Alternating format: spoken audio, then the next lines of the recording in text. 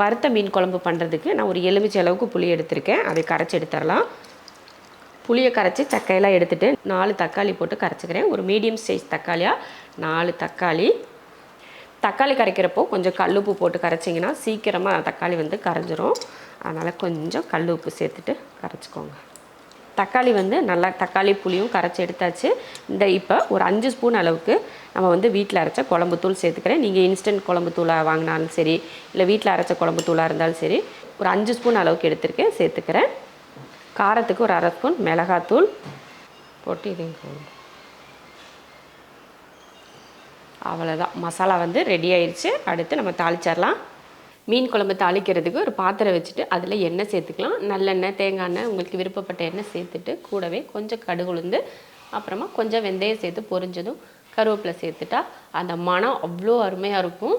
அடுத்ததாக ஒரு 100 gram 150 gram அளவுக்கு சின்ன வெங்காயம், ஒரு 10 பல் பூண்டு எடுத்திருக்கேன்.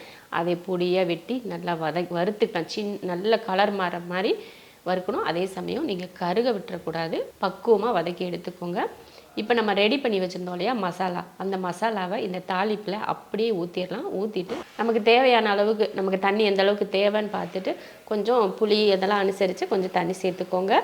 நான் வந்து கரெக்டான அளவில் சேர்த்து கொஞ்சம் தண்ணியும் எக்ஸ்ட்ரா சேர்த்துருக்கேன். முன்னாடியே நம்ம உப்பு போட்டதுனால இப்போ உப்பு போட தேவையில்லை. உங்களுக்கு உப்பு வேணும்னா சரி பார்த்து சேர்த்துக்கோங்க.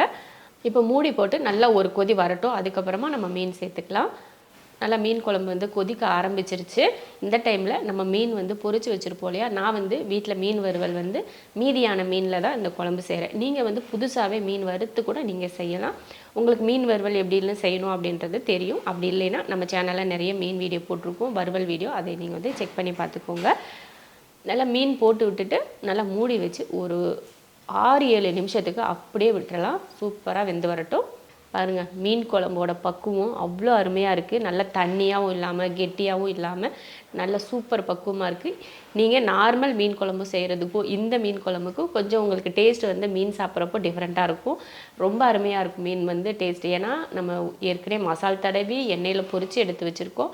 அந்த மீனை குழம்புல போட்டு கொஞ்சம் கொதிக்க வச்சுருக்கிறதுனால டேஸ்ட் வந்து வேறு லெவலில் இருக்கும். கண்டிப்பாக இதே மெத்தடில் நீங்களும் ட்ரை பண்ணி பார்த்துட்டு எப்படி இருக்குன்னு சொல்லிவிட்டு கமெண்ட்டில் சொல்லுங்கள்.